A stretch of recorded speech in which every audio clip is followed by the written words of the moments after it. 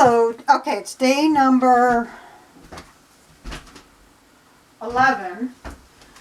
My scripture reading is Genesis chapters 32 through 34. Today, let me check this out, make sure this is right. Yep, 32 through 34. Now, let me get here over to 32. Okay, so Laban and Jacob had their little thingy thing. Hold on, gotta get my vape. Their little scuffle kerfuffle understanding. Hopefully you could hear me. And so at the beginning, at 32, it says, Laban left Jacob with everything good between them. They had made their agreement. Laban left in peace. God saves that skanky whore again. And then Jacob is going to have to go through an area where his brother is. Now, I'm not exactly sure because this Bible doesn't give me a map to the Old Testament. So I'm not exactly sure if Jacob, knowing Jacob, Jake, in his skeezy ways, he did not intend to want to meet his brother for a reunion. He probably, knowing Jake and his scuzzy, wimpy, wussy ways, he probably had to travel through the land where his brother was to be able to get where he was going. So anyways, Jacob is such a piece of trash. What Jacob does is he, knowing that his brother Esau is probably still mad at him because Jake stole his birthright and his blessing, Jake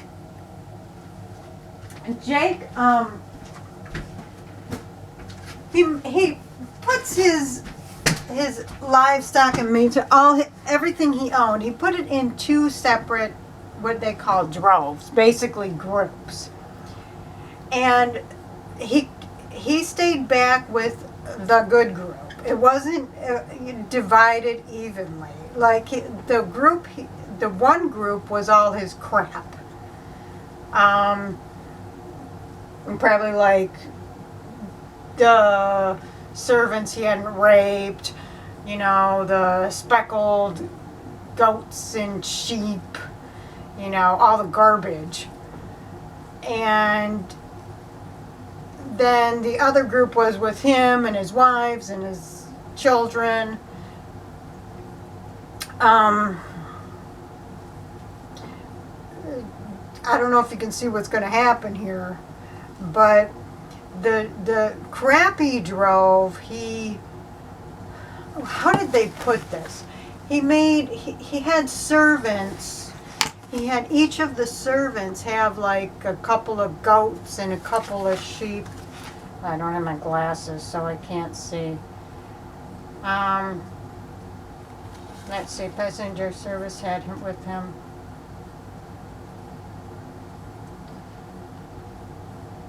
Followed behind and okay, so this is how I'm going to put this so you can understand it. What he did is he had each servant have like some type of livestock. Like maybe the first servant would have 3 she-goats.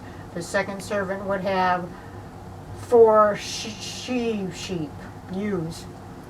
And he told them to walk some distance apart. So when they went to Esau's brother, the first servant would say, "My lord Jake, wants to give these to you. I'm his servant. These are your gifts. And then the second slave, let's call them what they are, slave, would come with, why didn't they just run? Another time it's like, why don't you slaves just run? you got these goats and these sheep and whatever to last you for, you got enough food, milk with these animals. Run! But anyways, so the first one would come, give them all the gifts, the livestock. The second one would come soon behind, give them some more livestock, saying, this is from my Lord Jake. The third slave would come and give him more livestock, saying, this is from my owner Jake. So that by the time the second drove came with Jake, his wives, his children, his good livestock, hopefully Esau would be sedated with all these gifts and he wouldn't kill Jake. Well, all of them, the first drove went, the first group of slaves and livestock went, did what he said. Then, let's see. I think what happened, but from what it seems to me happened, was actually Esau came to Jacob. And Esau, I skipped a part here where one of the slaves came back and said Esau has 400 men and they're coming, and Jake thinks that Esau's coming to kill him. So Jake sees Esau with these 400 men, and Esau, okay, even though Jake stole his birthright, I just spilled my coffee. Even though Jake just stole his birthright and his blessing, Esau comes running and says, oh, Jake, I missed you. Seriously, this is what happens. He's like, why did you do, why are you giving me all these gifts? And Jake says, the Lord has blessed me because the Lord likes con men and thieves and rapists. And he's blessed me with all this abundance, and so I want to give my abundance to you, some of my abundance to you. And Esau says, no, you stole everything from me. Keep your stuff, your ill-gotten gains. And Jake insists, so Esau says, okay, I'll take your blood money. And everything was fine. And so then Jacob claimed that his livestock had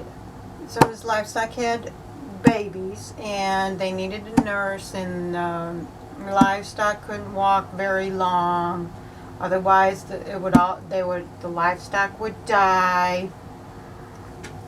And who's believing Jake? Anybody who believes Jake by this time, they deserve to be scammed. Well, anyways, Esau says, oh, let me keep some of my men here and they can help you, with the lambing and all that's needed to take care of your livestock so you make it safely. And supposedly Jake was supposed to, the understanding was he was going to go back to where Esau was living. And Jake says, no. Now here's the first clue that Jacob's hoodwinking you. Well, the first clue is his lips are moving. But the second clue is Jake says, oh, no, I don't need any of your slaves to help me. You just go on ahead and I'll be there shortly. Well, Esau continues on, back to his place. And Jake detours and goes to a different location. So once again, he bamboozled his way out of responsibility. So where he did set camp was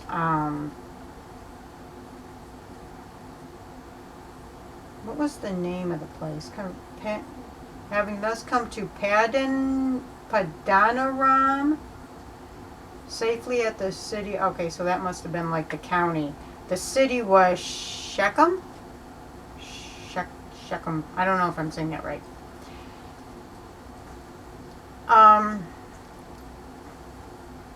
Now, remember I said they only named one daughter of Jake's, and it was Dinah, and I says, I wonder what that was about. Dinah rang a bell, but I didn't remember what the story with Dinah was. Well, this was the only reason Dinah was mentioned earlier, is because she's going to come into the story later. Because females apparently don't matter. Dinah was raped. Wait a minute. He says he's safely at the city of Shechem. When Shechem, the son of... Okay, well, I guess the city was named after the chief's son, because it says Shechem, son of Hamor, was raped Dinah. Now the Bible's using the word rape. The King James Version didn't, but this New American Bible is using rape. They didn't use rape when it came to the slaves and the wives, but all of a sudden, when Jake's daughter is forced to have sex, all of a sudden now we're using the R word. So anyways, the chief's son rapes Dinah. This part of the story doesn't make sense. Jake heard that Shechem raped his daughter. How? It's not explained. And what happened was the chief's son, Shechem, wanted his father to go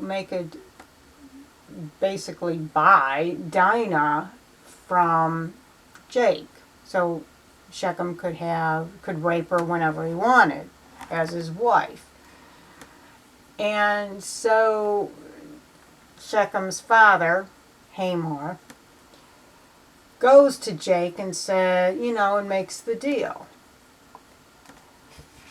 And Jake waited till his sons came in. They were working out in the field. Waited till his sons came in and told them that Dinah was raped. And, the rapist wanted to buy the rape victim. And so Hamor was there. Or Shechem and Hamor was there, but Hamor was speaking for Shechem. I guess that's the way they did it back then. And they were angry, but they said, the apple didn't fall too far from the tree when it comes to con artists. The son said, you know what, we can't do this unless you get circumcised. You have everybody in your city circumcised. And part of the deal was, if they got circumcised, the two families could inbreed through rape, through gang rape, I should say, is what the deal was. We get circumcised, we'll give you our daughters so you can rape. You give us your daughters so we can rape and inbreed through rape. So anyways, they said, okay. So they all got circumcised. Then Jake's sons went, it says 3 days, but I think they don't mean a literal 3 days. 3 days after the circumcision. I think it just means a little while, few days after whatever. They went and they killed everybody in the city. Took all the kids, took all the livestock, and took all the women to rape as their sex slaves, and brought them back to Jake. And then Jake, the wuss, don't tell me he didn't know they were going to do that.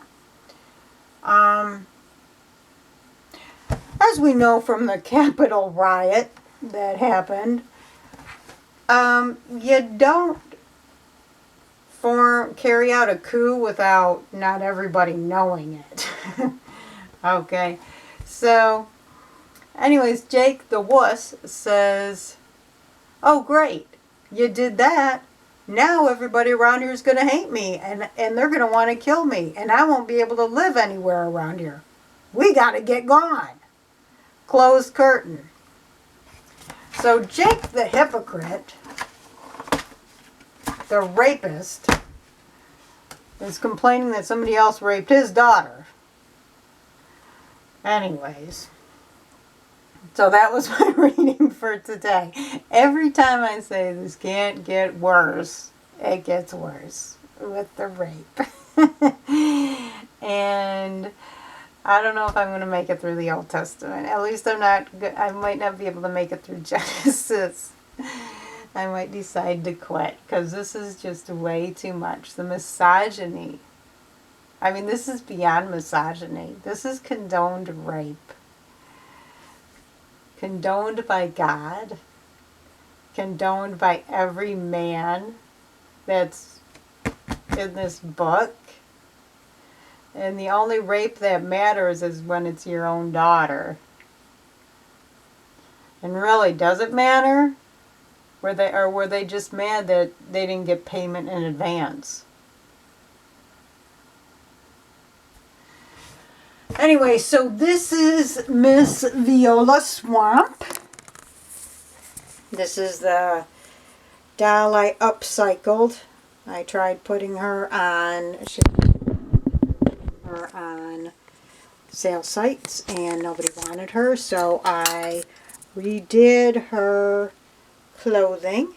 I might have even fully changed out her clothing. If you notice here, there's bees back here. This would be nice for a beekeeper. You got a couple little bees.